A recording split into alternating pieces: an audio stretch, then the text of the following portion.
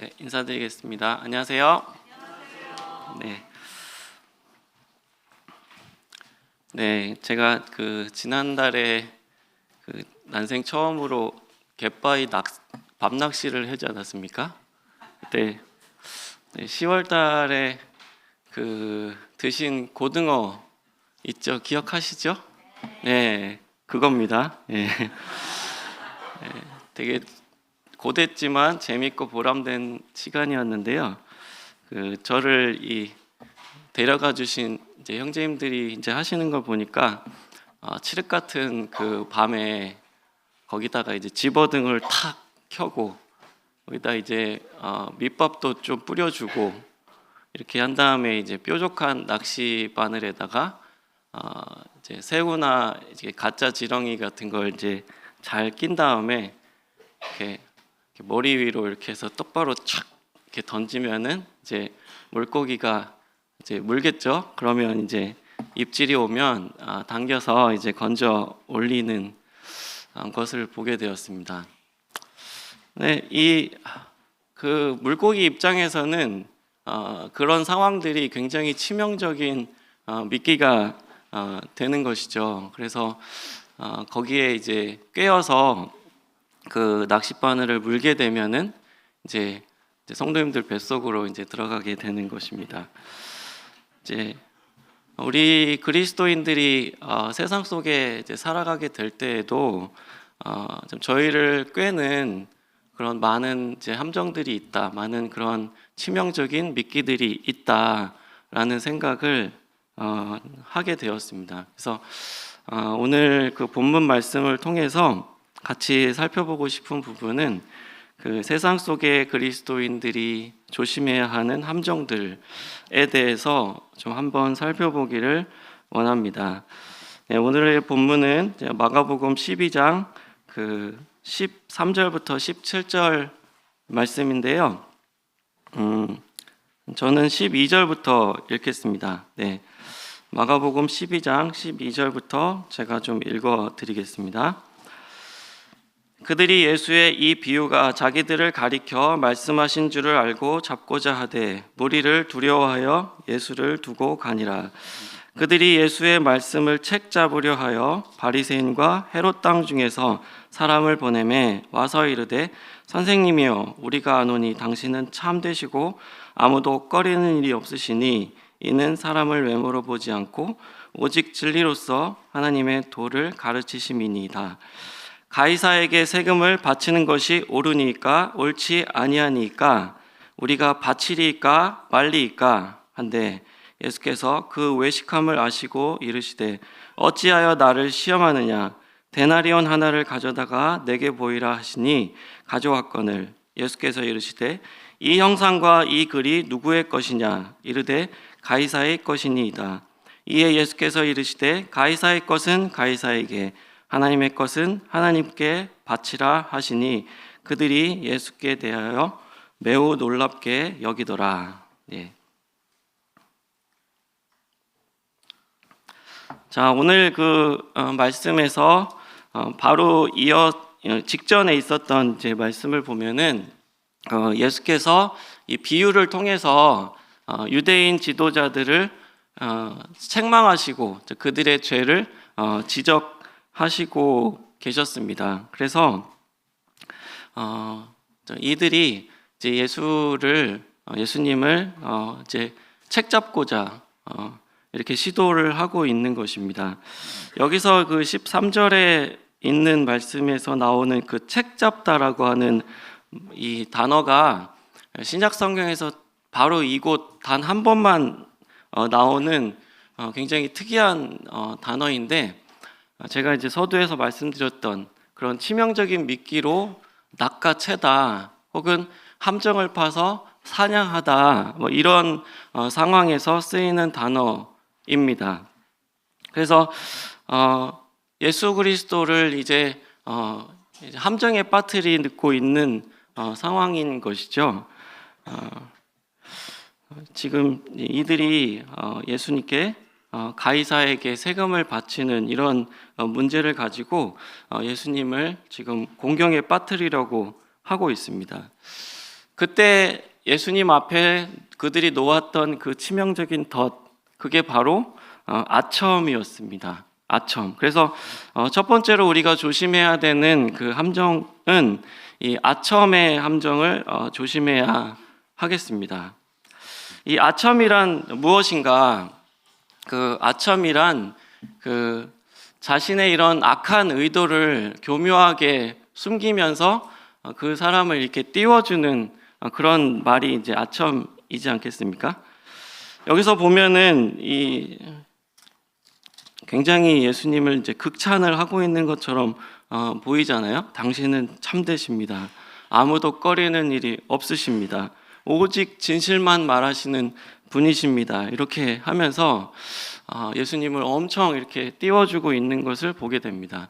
근데 이런 예수님에 대한 이런 말이 예수님을 정말로 존경해서 예수님을 예배하기 위해서 이런 말을 한 게 아니라고 하는 것을 바로 이어서 우리가 알게 되는 것은 그들이 던진 질문이 굉장히 교묘하고 참 대답하기 어려운 그런 말로 예수님을 함정에 빠뜨리고 있는 것이었습니다.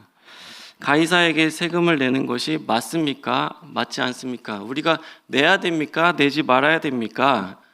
그런데 참 재미있는 것은 지금 이 유대인 지도자들이 보낸 사람들이 누구였냐면 바리새인과 이 헤롯 당이었습니다. 바리새인과 헤롯 당.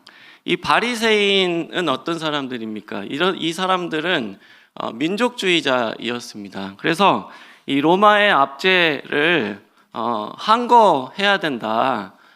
그래서 우리는 이 로마의 압제에서 벗어나야 된다라고 이제 생각하는 그런 민족주의자들이라고 할 수가 있겠습니다. 그래서 뭐 우리 일제 시대에 보면은 이런 독립을 추구하는 그런 민족주의자가 있었지 않습니까? 그래서 그런 사람들과 같은 사람들이다 이렇게 이해해 볼 수가 있겠죠. 그러면 헤롯 당은 어떤 사람들이냐?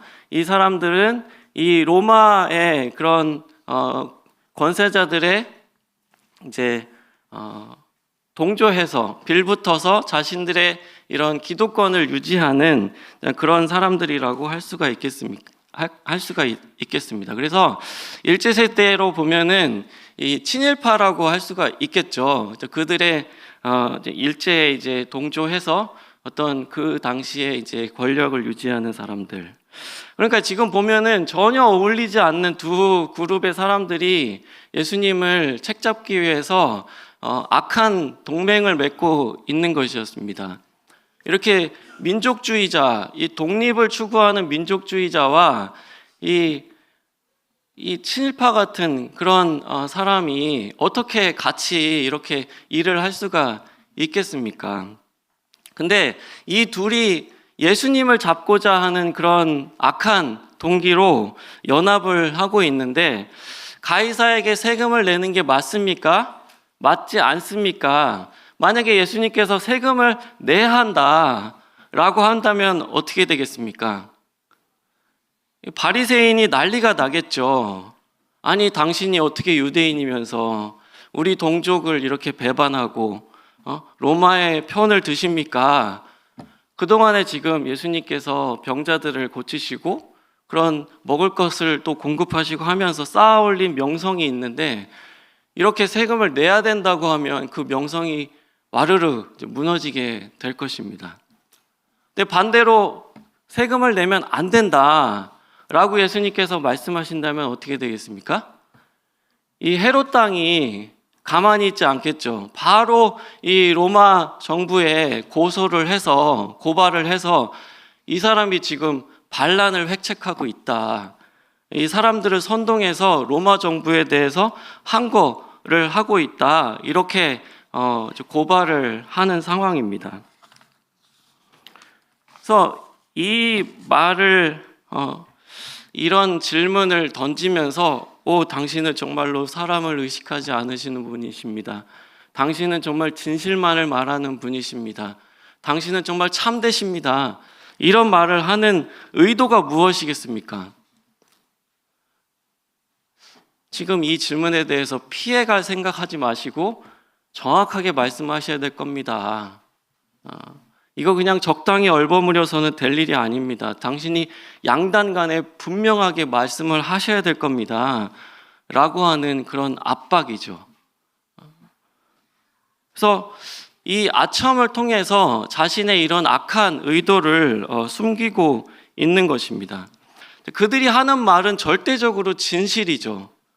맞잖아요. 예수님 정말 참되시죠. 예수님 정말 거짓말 하시지 않는 분이십니다. 예수님은 정말로 사람을 꺼리는 분이 아니십니다. 다 진실이죠. 그런데 그 진실을 이야기한다고 해서 그것이 다 선한 의도는 아니다. 사람을 함정에 빠뜨리고 교묘하게 조종하려고 하는, 자신의 의도대로 지금 유도하려고 하는 그런 악한 의도가 숨겨져 있다는 것입니다.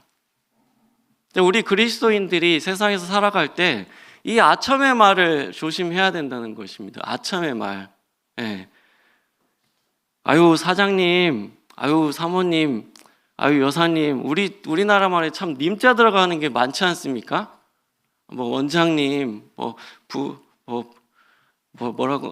선생님, 교수님, 장로님, 목사님, 집사님, 이런 깍듯이 이렇게 직급을 부르면서 회사에서도 부장님, 차장님, 팀장님, 그 정도 사회적 지위가 있으시면 이 정도는 누리면서 사셔야지.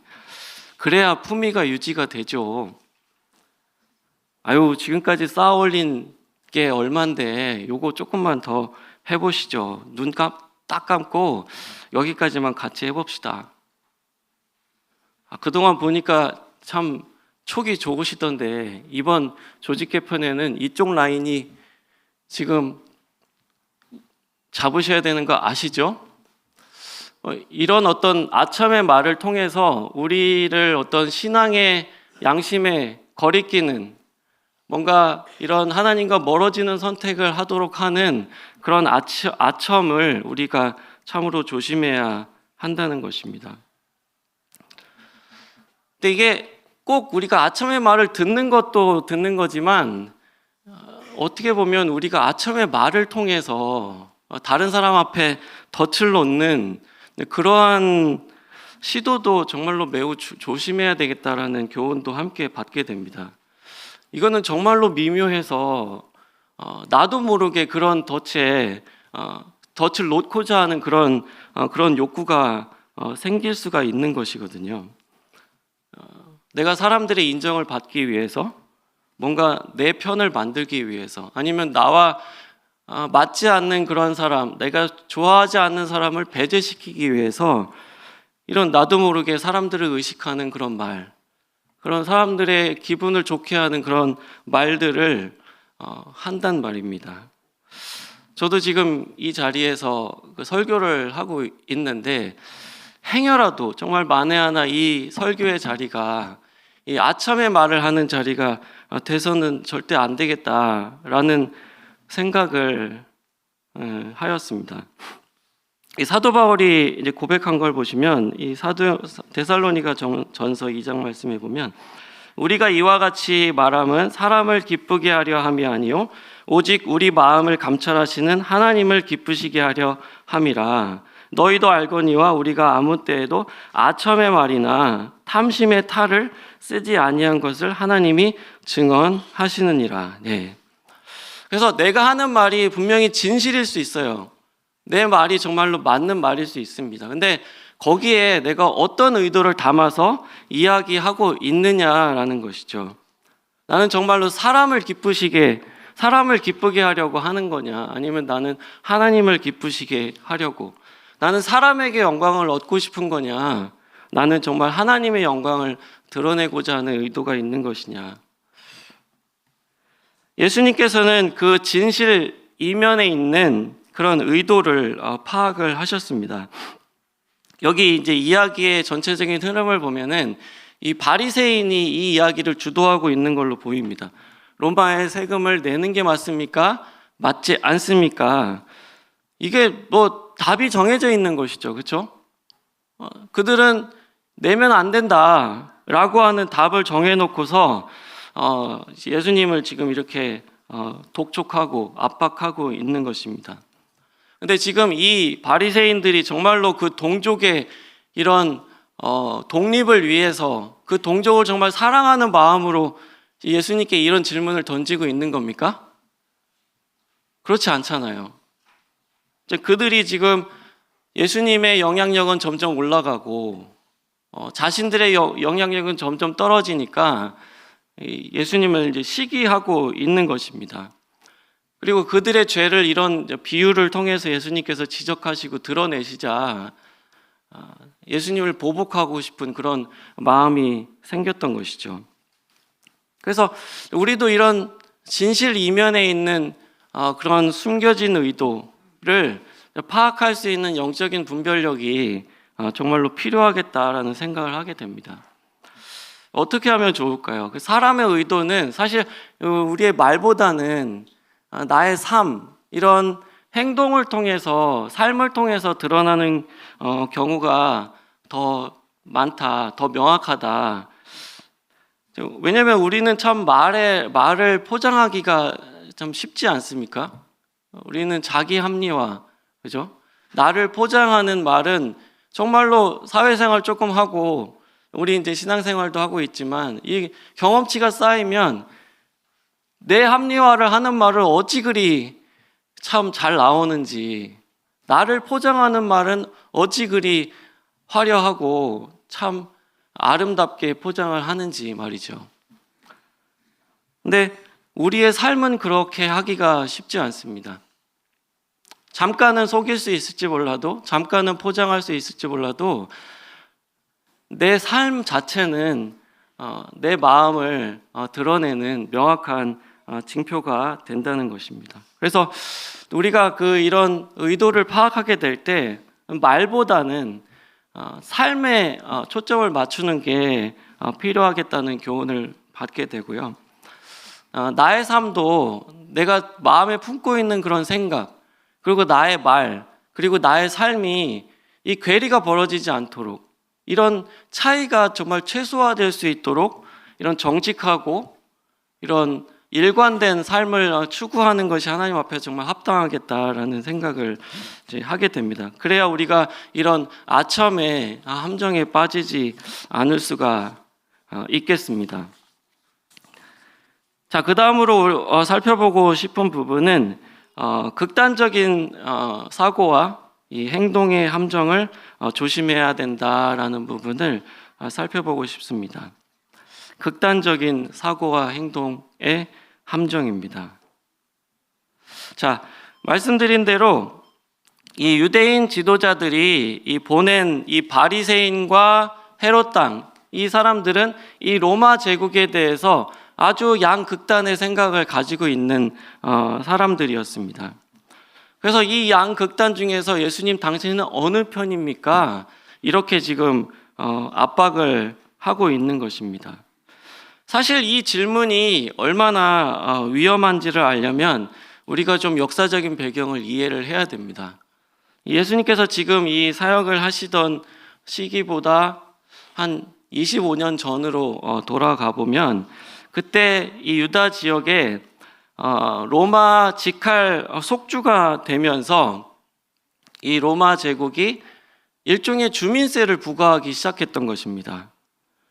근데 이 주민세라고 하는 것은 단순히 세금 문제가 아니라 이 로마가 이 유대 사람들을, 유대 민족들을 직접적으로 통치를 한다라고 하는 그런 상징으로 받아들였기 때문에 이 당시 유대인들의 저항이 굉장히 심했던 것입니다. 그래서 이 열심당 지도자, 아까 그 바리새인이 민족주의자라고 했잖아요. 근데 그 민족주의자보다 훨씬 더 극단적인 사람들, 열심당, 이 사람들은 거의 뭐 테러리스트죠. 이 열심당 지도자 중에 한 명이었던 유다가 반란을 일으켰는데 하나님만이 우리의 통치자시다. 우리가 만약에 로마에 세금을 낸다면 우리는 외국 주인을 인정하는 것이다. 이거는 신앙의 배신이다. 이렇게 하면서 반란을 일으켰던 것입니다. 그래서 이 역사가의 기록에 따르면은 이 반란은 잔혹하게 진압이 되었다고 하고요. 여기에 동조한 한 2,000명의 사람들이 십자가형을 받았다라고 합니다. 이런 배경에서 지금 로마에 세금을 내는 게 맞습니까? 맞지 않습니까? 이런 질문은 이건 뭐 너무 뜨거운 감자인 겁니다. 이건 폭탄입니다. 잘못 건드렸다가는 정말 빵 터지는 엄청난 그런 위험한 질문을 던지고 있는 것입니다. 양당 간에 선택하라는 거죠. 어느 쪽입니까, 당신? 우리는 이 극단주의를 좀 조심해야 됩니다. 우리 극단주의의 함정에 빠지지 말아야 됩니다. 우리 사회가 그렇게 간단치가 않죠. 양당 간의 선택을 내리기가 어려운 경우가 너무나 많이 있습니다. 이러한 상황에서 이런 흑백 논리를 가지고 극단적인 선택을 강요하는 건 참 바람직하지 않을 뿐만 아니라 폭력적인 것이죠. 제가 좀 민감한 주제를 한번 꺼내 보겠습니다. 이런 이 정치적인 문제를 우리가 이야기하게 될 때 이 극단주의적인 그런 생각과 이런 행동에 빠질 개연성이 높아진다. 이거 참 조심해야 된다 생각을 하게 됩니다. 어떻게 그리스도인이면서 몇 번을 찍을 수 있어? 신앙이 하나님 믿는 사람이 왜 이쪽을 찍지? 당신 정말 그리스도인 맞아? 구원받은 사람 맞아? 이런 식으로 만약에 대화를 한다면 이거 참 어려운 거죠. 이 신앙인이라고 해서 구원받은 사람이라고 해서 정치적인 지향점, 선호가 다 같아야 됩니까? 왜 그래야 되죠? 이 정치적인 어떤 진보와 보수라고 하는 건 어떤 그런 가치의 문제잖아요. 그렇지 않습니까? 가치의 문제입니다. 이거를 우리 사회는 보수적인 가치도 필요하고 진보적인 가치도 필요한 것입니다. 그래서 어느 쪽에 더 초점을 맞추고 강조하느냐의 문제이지 이게 선과 악의 문제가 아니란 말이죠. 근데 한쪽이 다른 쪽을 몰살시켜야 된다, 없어져야 된다, 이렇게 접근을 하게 되면 우리 사회가 참 병들게 되는 것이죠. 그래서 우리 그리스도인들은 우리가 세상에서 하나님의 사랑과 자비를 나눠야 되고 그들에게 선한 영향력을 끼치고 그들에게 복음을 전해야 되는데 이렇게 정말 그 극단적인 그런 생각과 그런 행동을 가지고 접근을 하게 될 때 사람들의 눈살을 찌푸리게 만들고 그들에게 손가락질을 받고 그 동시에 이런 신앙의 주제도 이 신앙의 문제도 모욕을 당하는 그런 경우가 있는 걸 보면은 참으로 안타깝다는 생각을 하게 됩니다. 우리가 이런 함정에 빠져서는 안 되겠다. 우리 이 신앙의 모습을, 바람직한 신앙의 모습을 이렇게 나름대로 규정을 하시지 않습니까? 그죠? 그럴 때도 좀 이 극단적으로 치우쳐서는 안 되겠다는 생각을 하게 됩니다. 근데 특히나 이런 열심히 좀 특별하신 분들이, 신앙이 정말 좋으신 분들, 정말 열심히 있는 분들이 이렇게 좀 극단적으로 치우치는 그런 위험성이 조금 더 높다는 생각을 하게 돼요. 엄마, 나 오늘 아파서 교회 못 가겠어요. 그래? 안 돼. 무조건 교회 가야 돼. 아, 엄마 오늘 나 진짜 아파 죽겠다니까요. 그래? 그러면 교회 가서 죽어. 아니 아이가 아프다면 병원에 데려가야지 왜 교회 와서 죽으라 그럽니까? 아니, 저는 이거 리얼 아닙니다. 꾸며낸 이야기. 네. 물론 제가 말씀드리는 뜻 오해하시면 안 됩니다. 교회 자유롭게 하셔도 된다, 그렇게 말씀드리는 거 아닌 거 아시죠? 네, 저도 자유로운 그런 타입은 아니고 웬만하면 교회 안 빠지잖아요, 그렇죠? 네. 근데 말씀드리고자 하는 부분은 내가 생각하는 바람직한 신앙의 유형이 딱 요거야. 그래서 여기에 무조건 들어가야 돼. 아니면 다 잘못된 거야. 이렇게 극단적으로 흐르게 되면 이 공동체 생활이 너무 어려워지는 겁니다. 우리들은 다양성을 가지고 있는 것이고, 우리가 말 못할 그런 형편이라는 게 있을 수가 있는 것이고, 그런 것들을 우리가 포용할 수가 있어야 되지 않습니까? 이게 죄가 아니라고 한다면. 그래서 참 우리가 신앙의 어떤 신념을 갖는 건 굉장히 중요하지만, 우리의 신앙의 노선을 잘 지키기 위해서 신념을 갖는 건 중요하지만, 신념보다 뭐가 더 중요하다? 사랑이 더 중요하다. 신념보다 사랑이 더. 저는 늘 기억하는 것이 신념보다 사랑을 앞세웁시다, 이런 생각을 가지면서 좀 살고자 하는데, 내가 규정해 놓은 그런 신앙과 신앙의 모습을 다른 사람에게 강요하는 그런 폭력을 가해서는 안 되겠다, 그런 생각을 하게 됩니다. 그래서 우리가 예수님을 따라서 제3의 길을 제시할 수 있는 그런 지혜가 필요합니다. 자, 여기서 보시면 예수님께서 이렇게 말씀하십니다. 가이사의 것은 가이사에게, 하나님의 것은 하나님께 바치라. 이렇게 말씀하시면서 이 정부에 대한 의무와 하나님께 대한 의무는 양단 간에 선택해야 되는 문제가 아니라 병립할 수 있는 문제이다 라고 하는 그런 제3의 길을 지금 제시를 하고 계시는 것입니다. 우리는 하나님의 나라에 충성된 백성이 돼야 되죠. 그렇죠? 이견이 없으실 것입니다. 근데 동시에 내가 지금 속해 있는 이 국가, 그리고 이 사회, 이 공동체에서 나는 좋은 시민이기도 해야 된다. 하나님의 충성된 백성이기도 해야 되지만, 하나님 나라의 백성이기도 해야 되지만, 이 국가에서, 이 사회에서 나는 좋은 시민, 본받을 만한 그런 시민이 되어야 한다. 베드로전서 2장 13절에 이런 말씀을 하고 계시잖아요. 인간의 모든 제도를 주를 위하여 순종하되, 혹은 위에 있는 왕이나 혹은 그가 악행하는 자를 징벌하고 선행하는 자를 포서하기 위하여 보낸 총독에게 하라.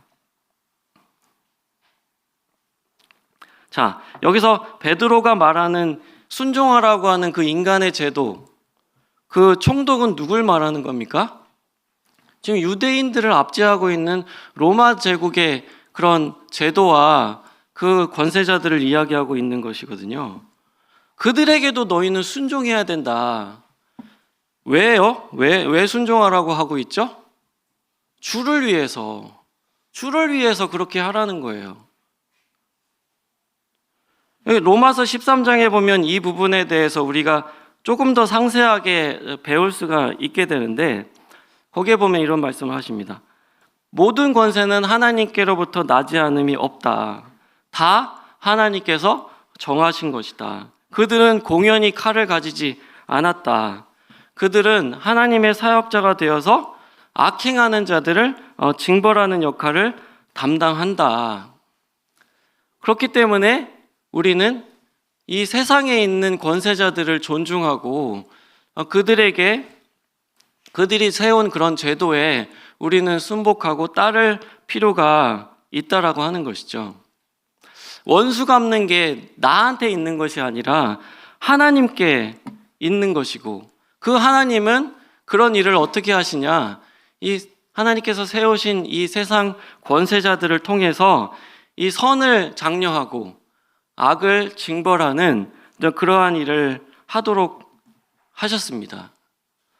그래서 우리가 막 그 공권력, 경찰을 테러를 한다든지, 마음에 들지 않는 판결이 나온다고 해서 법원을 막 쳐들어간다든지, 이거는 정말로 그냥 그렇게 하면 당연히 벌 받는 일이지만 단순히 그런 문제가 아니라 영적인 문제일 수 있는 것이죠. 이건 하나님께서 세우신 권세에 대한 그런 도전이 되는 것입니다.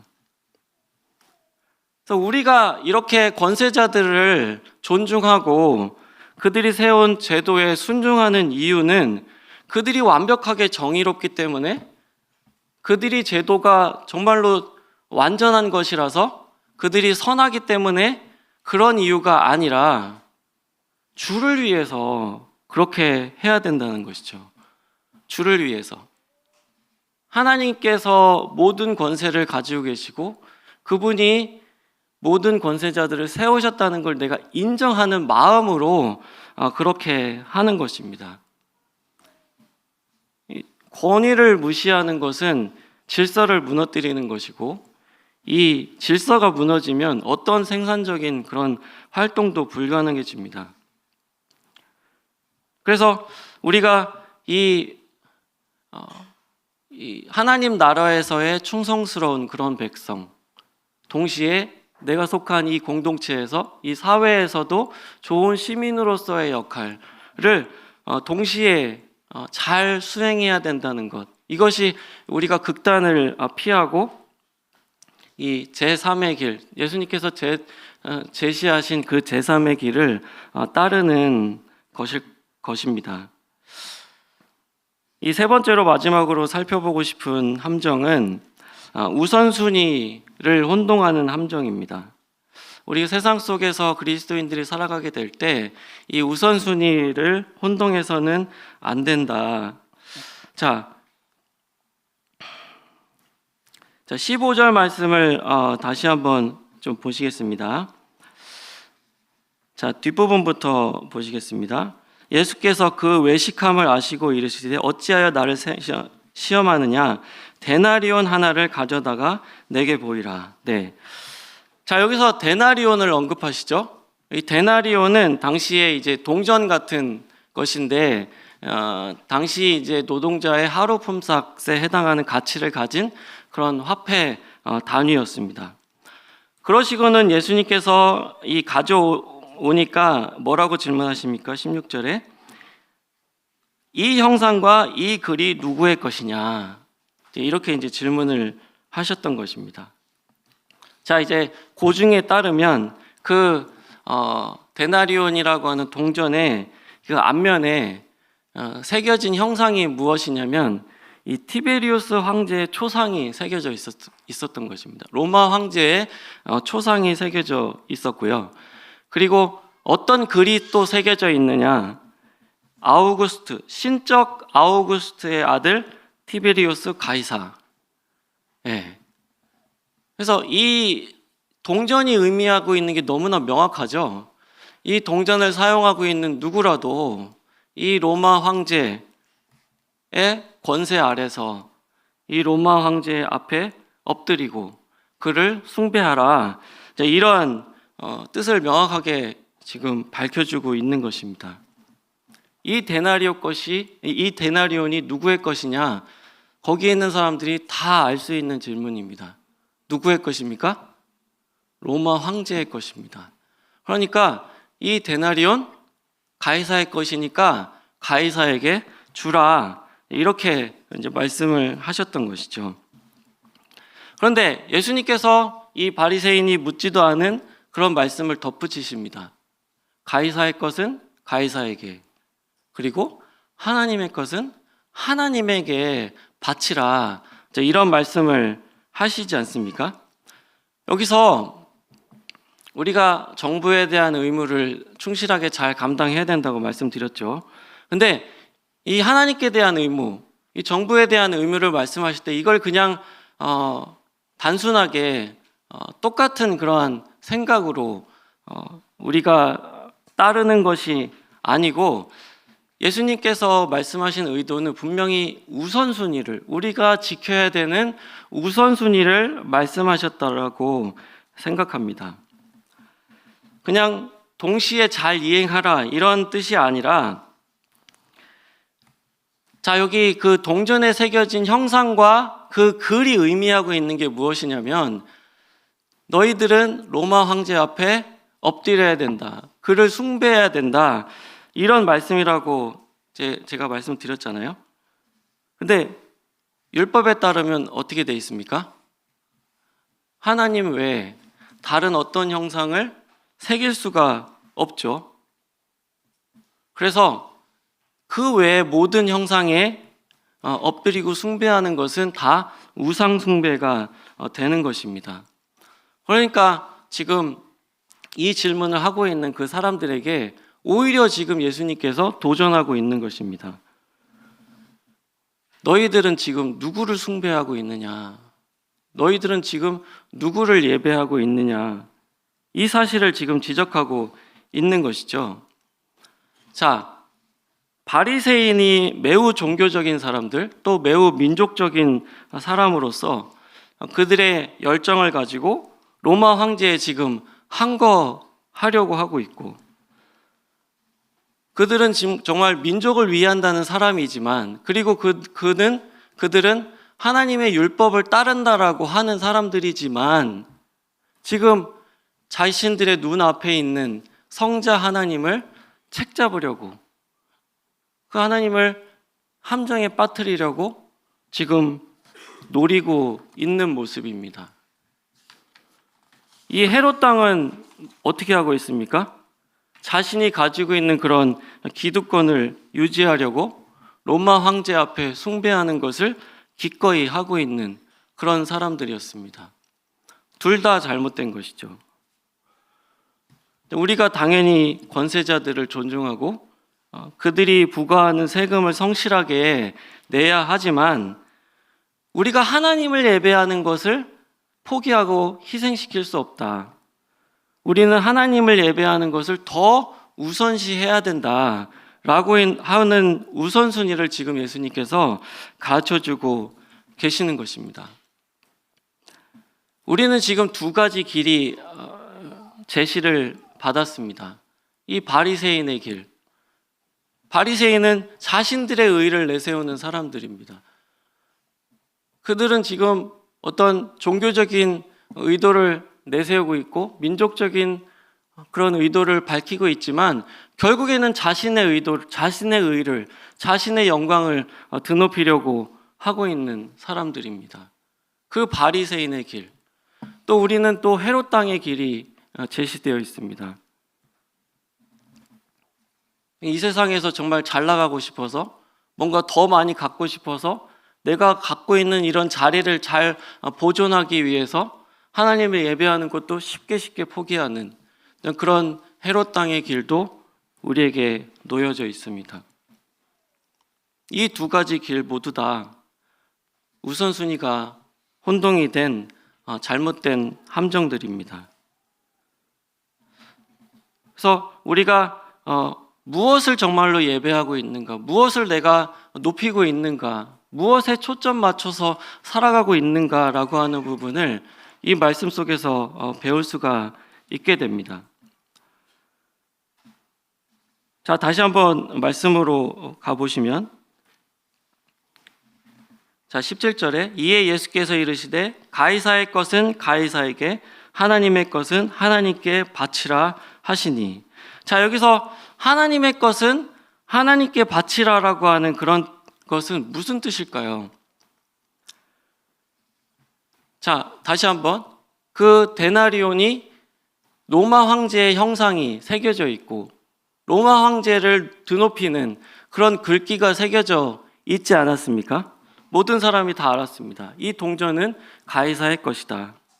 그렇다면 하나님의 것은 하나님께 바쳐져야 되는데, 그 하나님의 것에는 당연히 하나님의 형상이 새겨져야 있어야 되겠죠? 맞죠?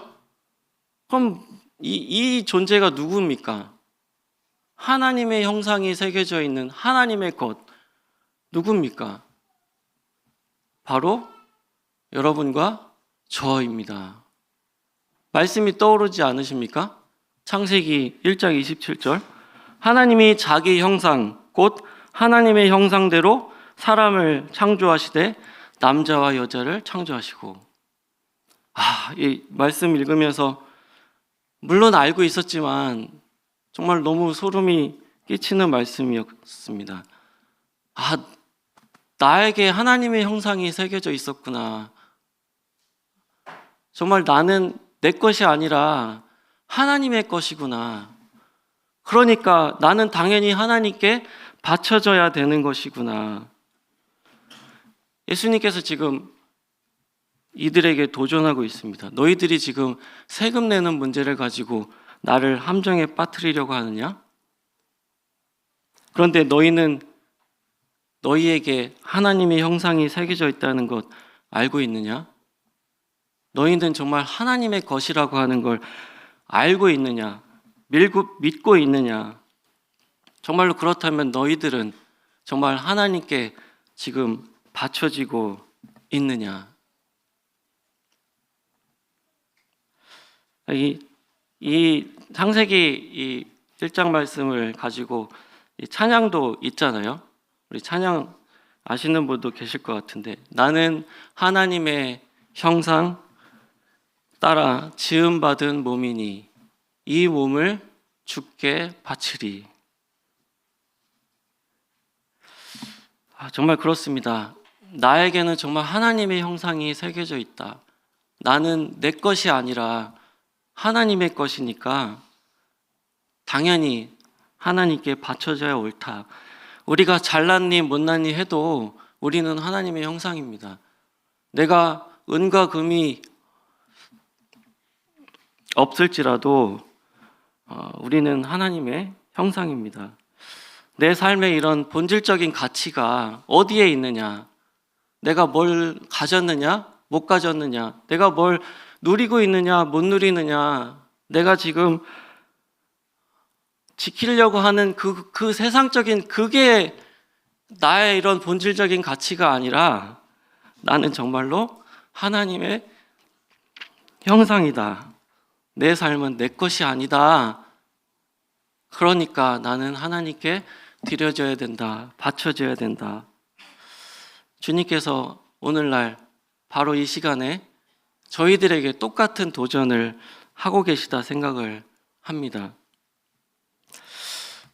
오늘 이 말씀을 통해서 우리가 이 세상을 살아가는 그리스도인들이 빠지지 않아야 되는 함정에 대해서 살펴보았습니다. 우리 대적 마귀는 우는 사자와 같이 삼킬 자를 찾고 있습니다. 때로는 나에게 듣기 좋은 그런 아첨의 말로 나를 함정에 빠뜨리기도 하죠. 그럴 때 나는 정말 하나님께 좋게 하랴, 사람에게 좋게 하랴. 내가 사람에게 기쁨을 구한다면 그리스도의 종이 아닐 것이다. 우리는 또한 이런 극단적인 생각, 이 행동의 덫에 빠지지 말아야 됩니다. 하나님께 정말 지혜를 구하며 하나님께서 기뻐하시는 그 제3의 길을 또박또박 갈 수 있는 신앙인이 되어야 될 것입니다.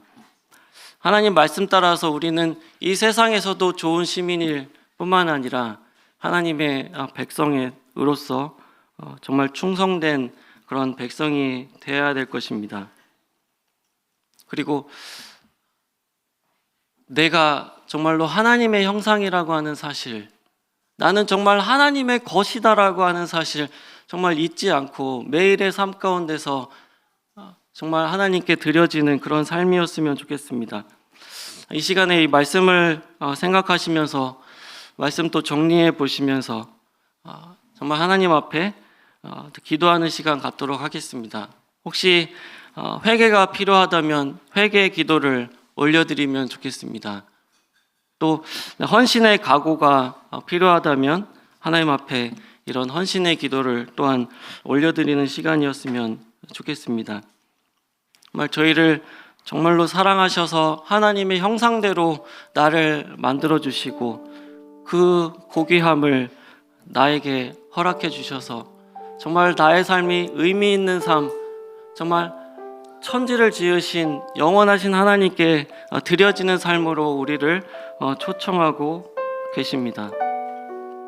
내가 혹시 내 삶 가운데서 이런 초점을 잃어버리고 있지는 않은지, 나는 정말로 하나님께서 원하시는 그 길이 아니라 다른 데 정신이 팔려 있지는 않은지 돌아보기를 원합니다. 하나님, 하나님의 이 말씀을 돌아보게 주셔서 감사를 드리옵나이다. 하나님 앞에서 정말 헌신된 자들이 되어줄 수 있도록 좀 도와주시고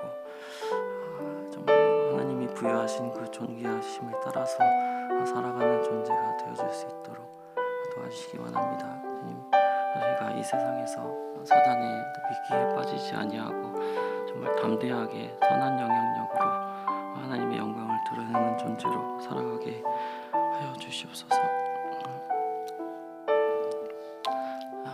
아버지 하나님, 오늘 이 시간에도 참 살아있고 운동력이 있는 하나님의 말씀, 저희들의 혼과 영과 및 관절과 골수를 찔러 쪼개기까지 하는 그 능력의 말씀을 허락해 주셔서 감사를 드립니다. 이 말씀 앞에 저희들을 내려놓고 정말 하나님께 드려지는 삶으로 저희가 참 살아가게 하여 주시옵고, 나 자신의 연약함을 보지 않게 하시고 뒤로 물러가게 하는 사단의 미끼에 빠지지 않게 하여 주시옵고, 오직 앞에 있는 것, 그 표대를 향하여 정말 가장 가치 있는 삶으로 저희들의 삶이 드려지기를 원하옵나이다.